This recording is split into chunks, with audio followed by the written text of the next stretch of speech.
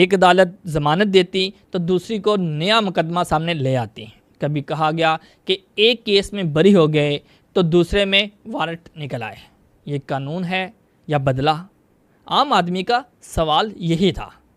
Supreme court की सत्ता तक मामला गया, मगर असल इंसाफ कहीं खो गया। पहला साल मुकम्मल हुआ, एक कैदी 1000 मुकदमे। 2024 का आगाज़ हुआ और इमरान खान जेल में ही थे। न सिर्फ जेल में, बल्कि हर नए दिन एक नई FIR, एक नया इल्ज़ाम और एक नई तारीख।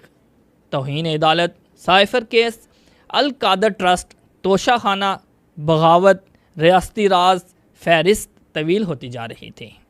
इमरान खान का मौक़िफ़ था, मेरे ख़िलाफ़ एक दिन में इतने मुकदमात बनेंगे जितने पिछले 70 सालों में किसी पर ना बने।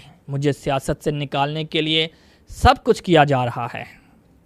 2024 का सूरज जेल की सलाहों के पीछे भी तलू हुआ, लेकिन मुल्क